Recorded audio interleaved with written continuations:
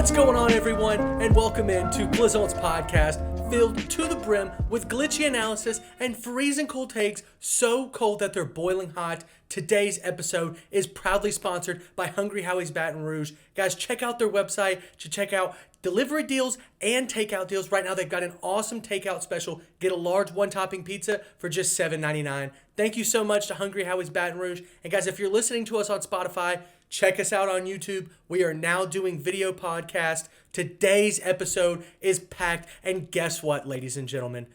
We're back. We're back. I've got it right here. Plizont's locks have returned. We're going to be locking it in tonight. Hope for the best, prepare for the worst, but we have the picks. Let's get into it. First up, we've got some NBA news to go over, and not to bring up terrible pasts, but Ja Morant is really getting into it right now. The Colorado police are looking into how he obtained that gun in the nightclub this past weekend. Ja Morant is currently under investigation with the NBA and is missing time with the Memphis Grizzlies. According to the Grizzlies head coach, there's no timetable on when he will return.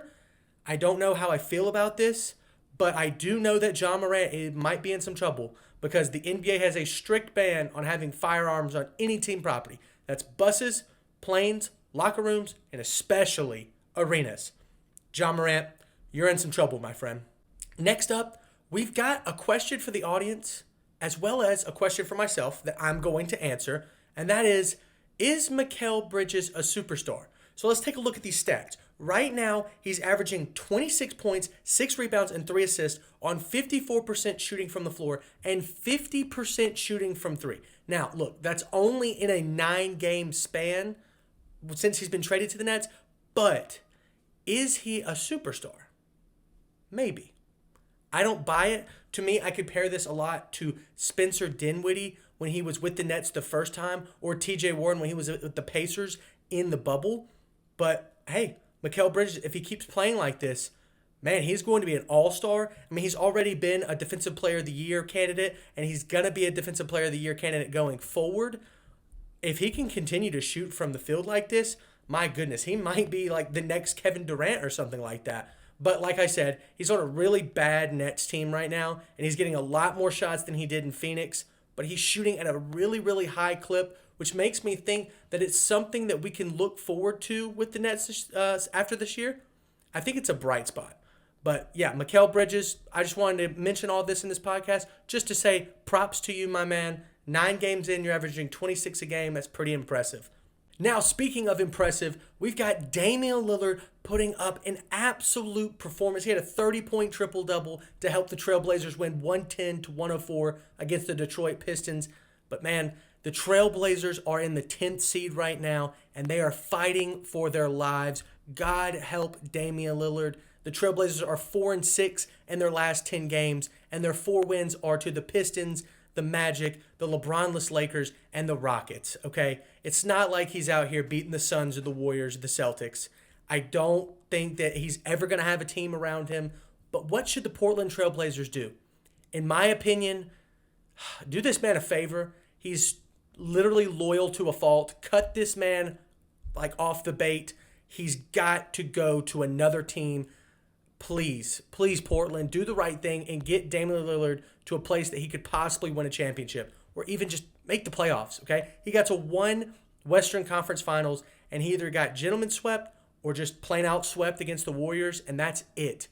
Damian Lillard, one of the biggest talent wastes that we've seen in the current NBA, and it's not his fault at all. I mean, the man is almost an MVP candidate, and he's in the 10th seed. But I digress.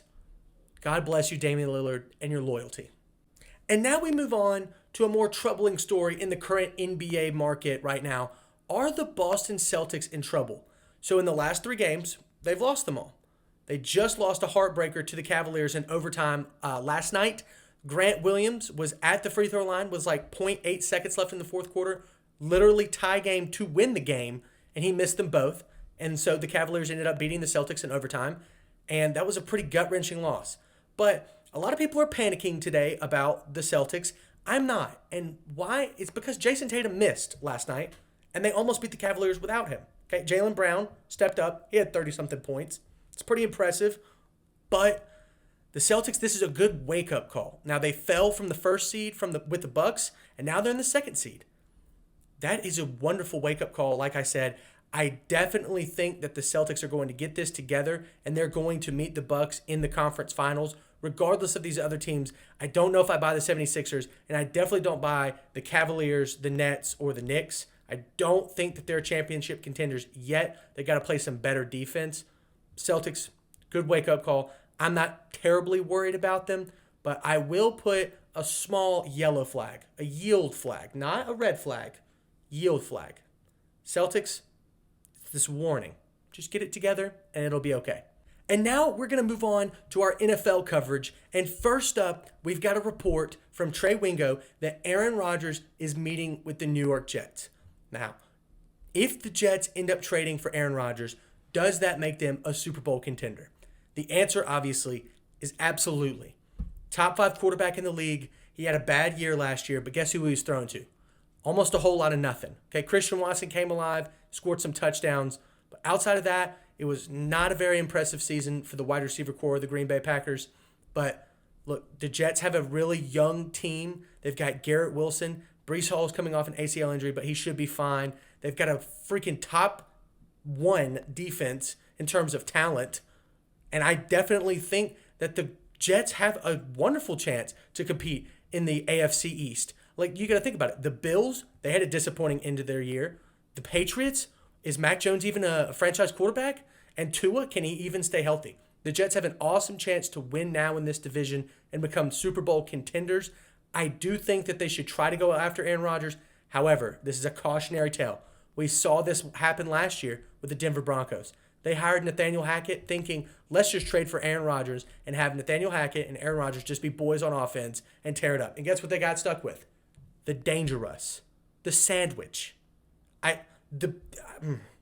won't even go there. I do not think that the Jets should go all in, and I definitely don't think they should trade more than 1 first-round pick for Aaron Rodgers. He is so up and down throughout the last few years. He's going on like drug trips to South America. He's going on darkness retreats, and there's no knock against that if you're someone like me or another regular human being. But when you're a franchise quarterback worth $45 million a year, you got to keep your act together. And obviously, we're talking about a human being, and he deserves to be treated as such.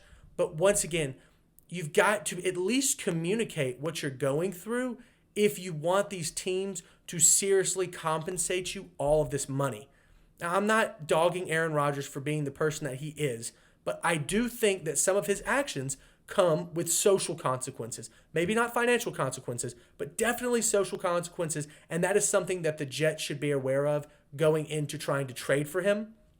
He's got, I think, 3 years left on his contract, and that's a lot of money to pay somebody who you don't know if he's going to retire or not. You need a strong commitment. That's the only thing that I would advise the Jets to do. Get a strong commitment from Aaron Rodgers to play out his contract, and hey, swing it. Might as well. I mean, it's either that or the Zach Wilson show, and we all saw how that went last year. He got benched 2 times. Twice. How do you get benched twice in a year, and he's a number 2 overall pick? So go ahead, swing for the fences, try to grab Aaron Rodgers. But let's highlight some loyalty here right now, and that is going to be our friend Geno Smith getting re-signed to a 3-year, $105 million deal in Seattle. To me, I thought this was an awesome deal for both Geno and the Seahawks. Now, the 3 years, $105 million, it's not going to be evenly paid over 3 years. He's going to get paid $50 million this year. So then the next 2 years, they only owe him the other $55 million. I think that sounds right. I can do math. But yeah, $50 million this year. So this way, in the next 2 years, if he doesn't pan out, he can cut bait. So this is good for Geno because he's getting a payday, the payday that he deserves. Now, this is a Pro Bowler, the comeback player of the year, the guy who got the Seahawks to the playoffs when everybody thought that they were going to go 3-14. And this is good for the Seahawks because they can test the quarterback market next year and the next year if Geno Smith doesn't pan out. To me, I think Geno will pan out. I do buy that he had a good year and he's going to have a good next year. So this is a really good move by both sides, and I'm so happy to see him get another chance to be a starting quarterback. And we're keeping the happiness stories up right now. We've got another good story for you guys. Calvin Ridley has been reinstated officially by the NFL, and he is going to join the Jaguars this summer. Calvin Ridley got suspended for a year when he was with the Atlanta Falcons for gambling, and that was right before he took some personal time off. He has not really played in about a year and a half of football time. But hey, the Jags only traded a fourth and fifth. I think that fourth could turn into a conditional second based on if the Jags sign him to a longer deal. But that's a great pickup for the Jags. If he's anything like what he was when he was with the Falcons, we're talking about an 80, 90 catch receiver with at least 1,000 yards. You got Christian Kirk, Evan Ingram, Calvin Ridley, Travis Etienne, a decent offensive line, and you've got T. Law, the truth, the prince that was promised. Shout out to Nick Wright. I love this Jaguars offense going into the next year. Their secondary is looking pretty decent. They could use a little up on the pass rush, but hey, there's some free agents out there. They've got a decent draft pick. I think that the Jags can make some noise next year. They obviously took the top off last year by making the playoffs and winning the division. What's to say that the Jags aren't Super Bowl contenders next year? You heard it here first. That's a Plizont freezing cold take, so cold that it's boiling hot. The Jacksonville Jaguars are Super Bowl contenders next year. I'm calling it right here, right now. All right, and last but not least, we're going to talk about the franchise tag and everybody that got franchise tagged today, as well as a couple of deals. So let's go ahead and look through this list. We're going to go through 4 quick ones, and then we're going to talk about the big important ones. So the 4 franchise tags that are of note that are outside of these 2 big signings are Deron Payne with the Commanders. That was pretty much expected. They were not really going to come to an extension, but he's a good player. You got Josh Jacobs with the Raiders. You've got Evan Ingram with the Jaguars and Tony Pollard with the Cowboys. All 3 of those offensive players are X-factor players. They're not necessarily the number one guy. Now, Josh Jacobs did have a good year last year, but that was on a really bad Raiders team. So can he be an X-factor on a good Raiders team? I definitely think so. All 3 of those guys were worth the franchise tag, but the 2 big ones to come out were the quarterback decisions. We saw Lamar Jackson get franchise tagged, and we saw another quarterback walk away with a bag. So first up, Lamar Jackson got non-exclusive franchise tagged. Now, what does that mean? That means that Lamar Jackson is technically franchise tagged under the Baltimore Ravens, but he has the right to basically be a restricted free agent and go out and try to find another team. Now, when he finds that other team, they have to offer him a contract that he wants to accept. And if he accepts that contract, the Ravens have 2 options. One, they can match the deal and Lamar Jackson has to stay in Baltimore, or they can accept that deal from the other team and that other team has to send 2 first-round picks to the Ravens.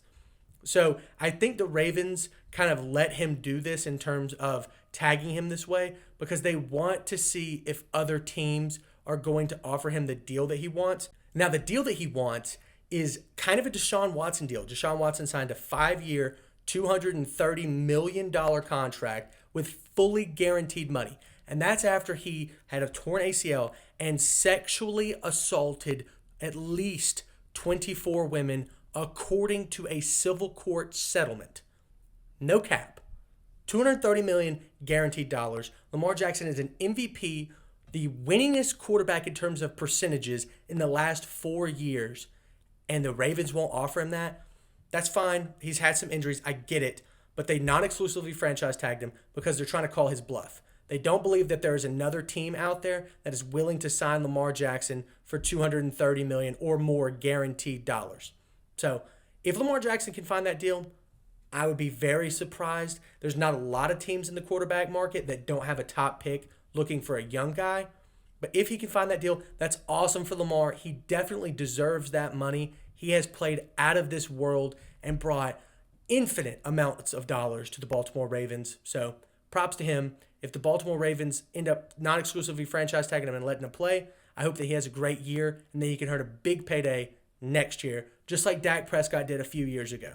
I'm not saying that Dak Prescott's not worth $40 million, but he definitely played his hand the right way. I think Lamar's doing the same thing, and that is why I support players going to get their money. All right, next up, we got a man that walked away with a bag. They call him Danny Dimes, Daniel Jones. But that's not his name. His name is Danny duffel bag boy. The man just walked away with a 4-year, $160 million agreement. Now, obviously, that's nothing compared to what Deshaun Watson got. But guess what? Daniel Jones is nowhere near the caliber player that any of those players are in the top 10. He is going to have the 7th highest cap hit in the NFL this year. And I wouldn't qualify him as a top 16 QB. Now, the reason the Giants did this was because they're kind of loading up the money on the end and it's non-guaranteed dollars so they can kind of cut him later on. But still, if he can sort of play into mediocrity, he's probably going to get at least $120, $130 million out of the Giants. Horrible deal. But with that contract extension, the Giants were able to franchise tag Saquon Barkley. Now that, in my opinion, is a good move. Saquon has had some injuries, but he's come back and played great. I think he's got at least another year, if not maybe 2, left in the tank as far as like prime running backs go.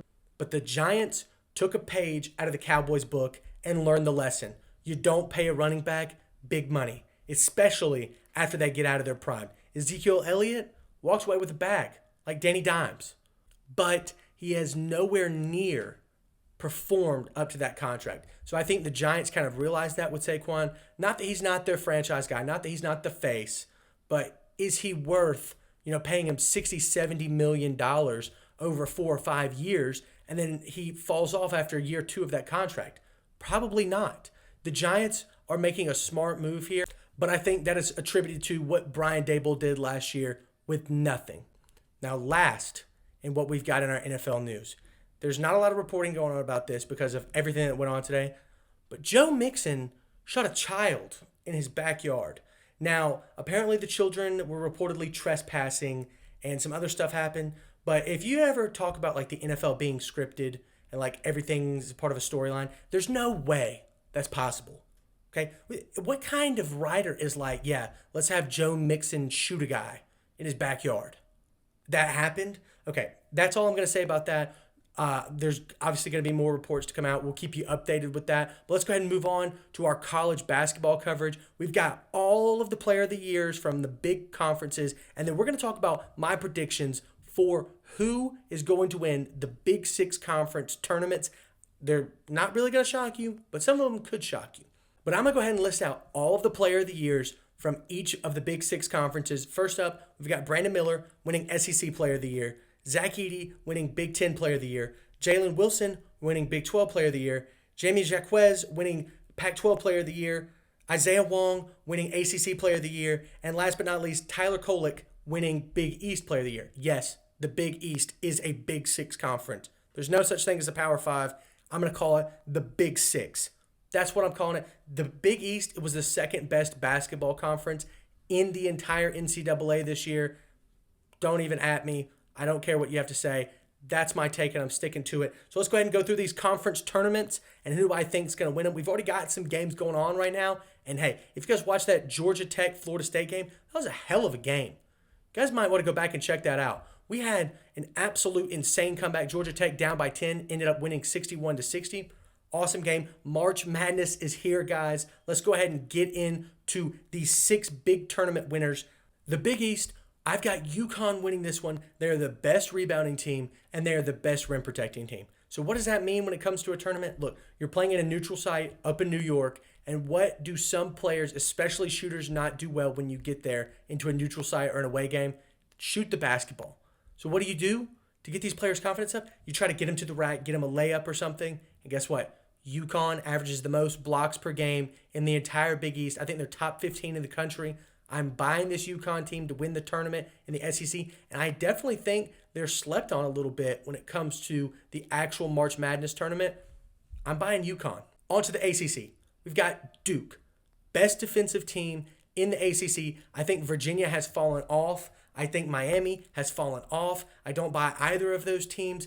Pittsburgh, Duke already beat them once. I think that Duke has got the talent, the coaching, and the atmosphere, as well as getting hot when it matters. They've won their last 6. I like Duke to win this tournament, and I also like Duke to go ahead and push far into the NCAA tournament. Maybe not Final Four, maybe not Elite 8, but definitely get into the Sweet 16 which is something that about halfway through the year, not a lot of people thought that they could do. In the Pac-12 now, we've got UCLA winning it all. And why? Is because what do you need when it comes to big tournament games? Veterans who have been there before. And UCLA has got that. They've got 4 senior major contributors. They've got a junior major contributor. And all of those guys have been in these spots. Big tournament spots, big game spots, and especially March Madness spots. Jamie Jaquez was in the game that they beat Alabama in 4 years ago, I'm pretty sure. So I'm buying this UCLA team. I think that they are the best team in the country right now. And I promise you that they're going to be in the Final Four. And I almost guarantee you that they're going to win the Pac-12 championship. UCLA, go ahead. Maybe even book it. I might, you know what? Book it. Book UCLA to win the Pac-12 tournament. Love it. Now, speaking of 12, we got the Big 12. And who do I have winning that? None other than Kansas. Why Kansas? Because they've got the best defense in the Big 12, and defense wins championships. Defense wins tournaments, and that is what's going to happen. I think that Jalen Wilson, a junior who is averaging 17 and 8, is going to absolutely tear it up in this tournament. He's probably going to win the MVP. Kansas doesn't have a hard field to go through, except for maybe Texas. Baylor's kind of fallen off. Kansas State does not really play well on the road, and Iowa State definitely does not play well on the road. I think that Kansas wins this one and wins it pretty easily. Second to last, we just talked about 12. Now we're talking about Big 10. Who's going to win the Big 10? This is probably one of the weakest years of the Big 10, and it's because of a guy named Zach Edey for Purdue. He's averaging 23 and 12 and 2.3 blocks per game on over 50% shooting. The guy is an absolute monster in college basketball. Probably going to win Player of the Year overall in the entire league. I love Purdue. I don't like any other Big Ten team to win anything. The only team that I could think could give him a challenge would be Indiana, and Purdue does not do bad on the road, and they definitely don't do bad in neutral site games. I like Purdue to win this one, maybe not as easily as Kansas, but pretty easily. Now, last but not least, in the Big Six conferences, I've got Alabama winning the SEC tournament. Brandon Miller has played so tremendously well under the pressure of being one of the best players in the country, as well as all of the allegations, the slander, all of it. As far as this murder case goes, Brandon Miller has played through it all. Literally the day after he was accused of bringing the gun to Darius Miles, his teammate who shot and killed a woman in Tuscaloosa, he dropped 41 points in South Carolina. Now, does that mean that Brandon Miller is scot-free of all this stuff? No. But guess what? Regardless, as long as he's not suspended, Alabama is going to keep playing him, keep giving him shots, and he's going to keep showing up. The SEC is pretty weak. The powers that be, Kentucky and Tennessee, have kind of, fallen off their power scale as far as years in the past. I don't think Arkansas is going to be able to put the pieces together as far as like Nick Smith Jr.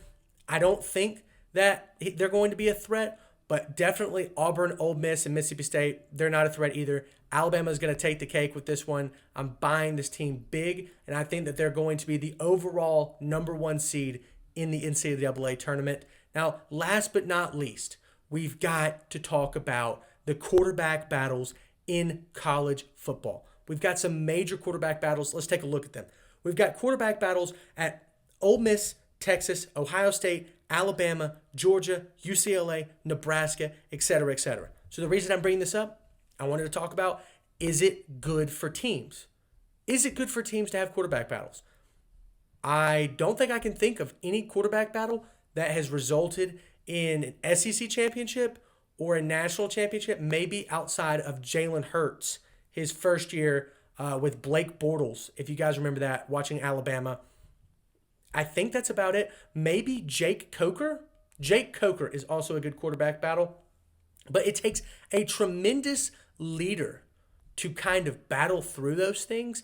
And as far as the guys that I'm looking through, there's not a lot of like strong leaders before they take this position. So obviously you got to have some foresight here. I don't know too much about any of these players.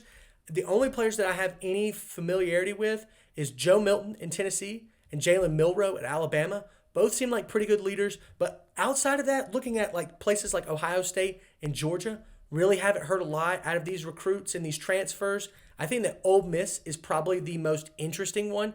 You've got Spencer Sanders out of Oklahoma State transferring in. You've got Will Howard out of LSU transferring in. And then you've got Jackson Dart, who had a pretty good year last year at Ole Miss, trying to keep his starting job. That was absolutely insane. I don't know what Lane Kiffin was thinking with that, but maybe we're about to see a 3-quarterback system here. We've seen 2 quarterback systems before, where you've got like the passer and the runner.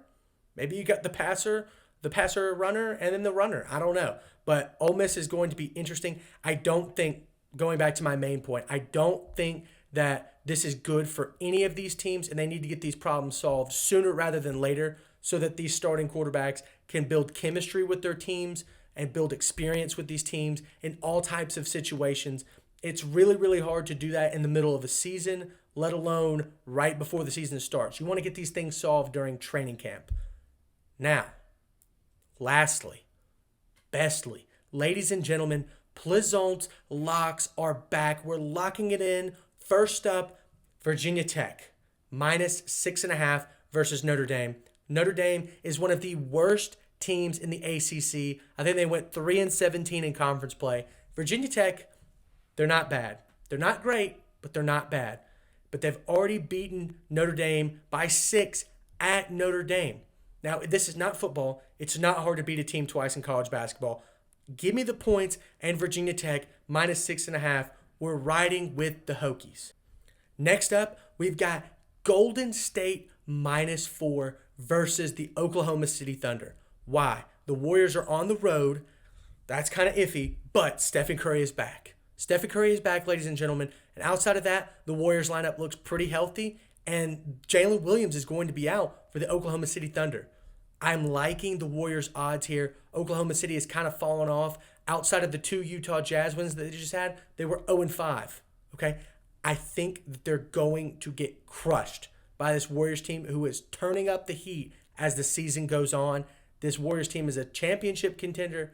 This Thunder team is a play-in contender. There's a huge difference in my opinion, and this is the most important part of the regular season. And that's going to do it for this episode of Plizont's podcast. Thank you guys all so much for tuning in. Click that like button, that follow button, and that subscribe button. And we'll see you next time.